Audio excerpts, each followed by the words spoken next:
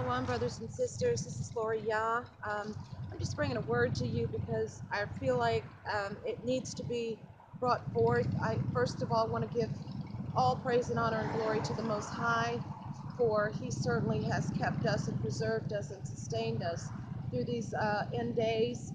And these are times that are very perilous. I'm concerned about the souls of those that are perishing and those that don't know the Most High for their salvation. This is a day of reckoning with your spirit and just coming on into the fold of the Most High.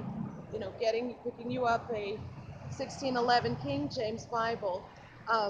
Today is a very windy day and it's sort of overcast. We're having bad storms, but I do need to bring this forth from the book of Revelation. It's chapter 2, verse 6, and it says, "Blessed and holy is he that hath part in the first resurrection. On such second death hath no power, but they shall be priests of God and of Christ, and shall reign with him 1,000 years." This is talking about the elect that are going to be reigning and ruling with Christ when he comes back through the atmosphere in the clouds, as you see behind me. And he's going to be coming back for war, as if he's been trampling through a wine press, but it's really signifies the blood that he's going to shed because of those that do not believe on him. So, and those that have done wicked against his people, the children of the Most High, which is the remnant, that would be the 12 tribes of Israel. And because, Edom, turned on us during a time when the Most High was chastising us, we're in this position in bondage and going through what we're going through in Babylon, in this world, because we were disobedient, and we are still disobedient. And we have to, I'm just kind of hearkening to those that don't really understand what is going on here. We are still in a state of bondage, because of our disobedience. So the Lord is going to chastise those that aren't keeping his laws, his commandments, his statutes, and his ordinances. There's a lot of ministries and camps out there that are bringing this word forward. And, everybody is not wrong. So I know a lot of people believe in Hinduism. I guess, there's the Arabic faith, Islam and Buddha, and all of this other New Age, Scientology, all of these conflicting religions, even Catholics, all of these that have spun off of the Roman perspective of what and who the Most High is and what he wants us to do. We believe that the true living word comes from at least this particular Bible, the Holy Bible, which is a 1611 edition of King James, and only because this is as close to the Paleo-Hebrew text as you can get, that was written back during the ancient times when they found the Dead Sea Scrolls.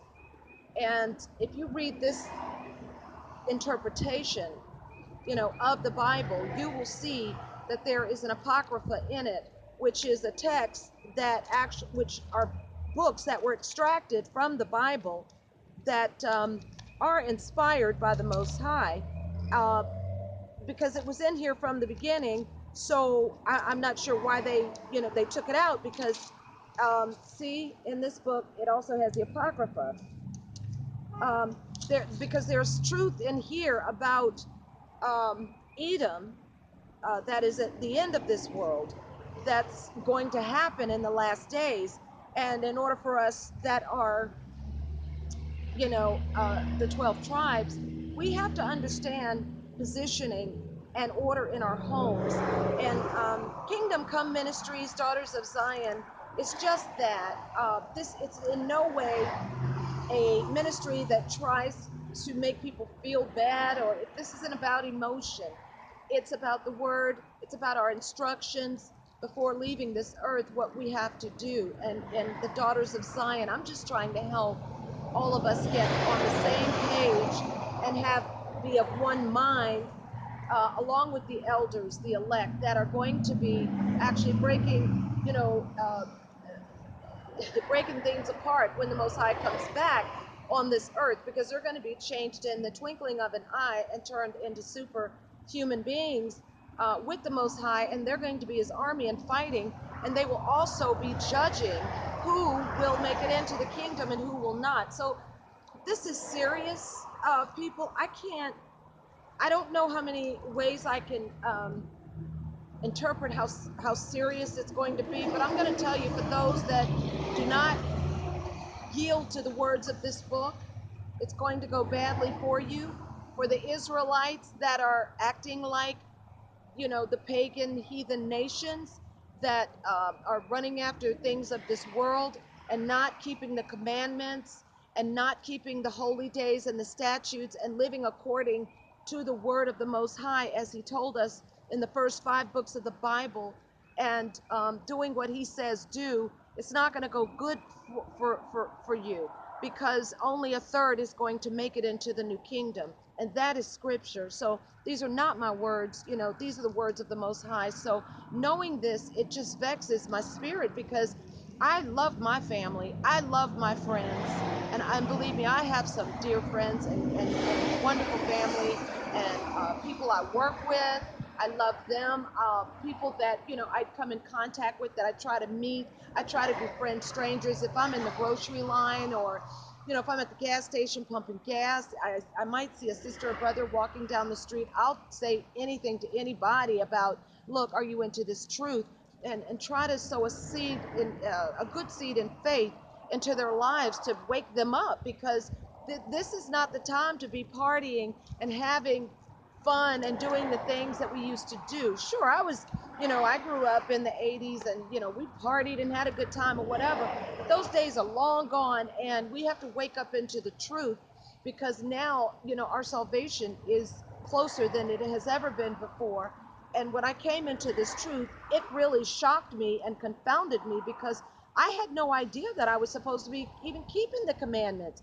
I thought that the Jews were actually the people that say that they are the Jews, when I learned that Judah is a whole different nation of people, and we are the true Jews, in the Bible. So coming into that reality, I researched even more, and I would look at videos, and I would just, I'd got my own discernment and understanding, because I would do my research behind what they were doing to make sure it wasn't some false doctrine they were putting out there, what have you, when I learned the doctrine that I was following in the Christian church is pretty much a little off, because they're not telling us the truth of who we are in the Bible. Most of the churches are prosperity doctrine, or they're preaching about everything except we're the children. They're not telling us who we are. They're not telling us to keep the commandments. They're saying the laws are done away with, or we and here's what woke me up, because I went to the last chapter in Revelation, and it says, blessed is he who keeps my commandments, and you will enter into the gates, and your name will be written in the book of life.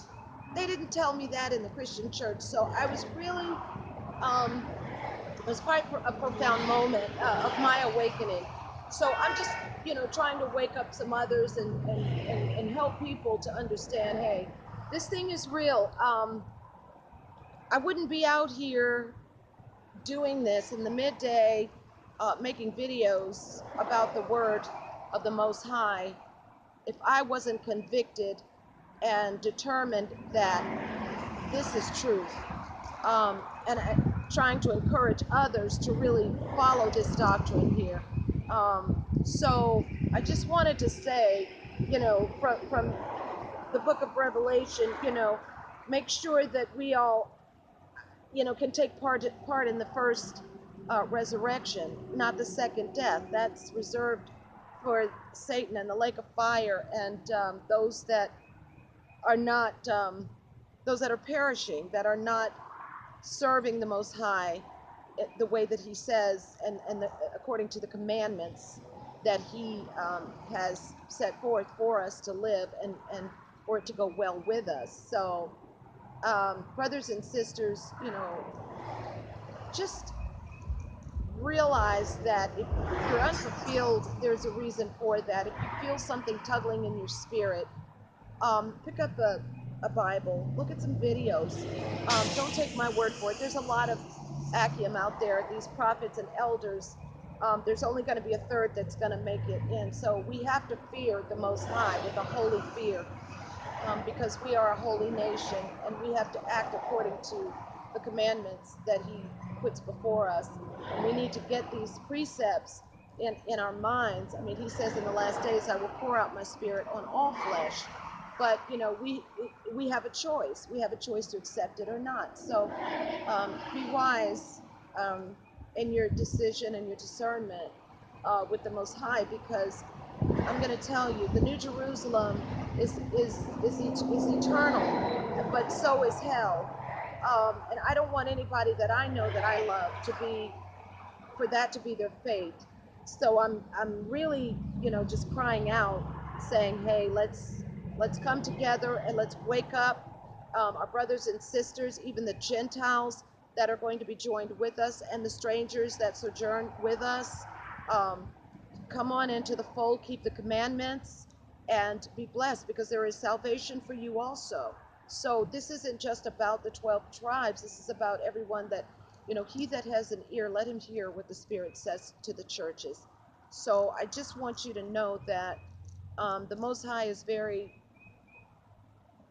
clear about the end of this age, and what will happen and what will befall the saints. So I wish you all shalom, bless you, and I'll see you on the next video.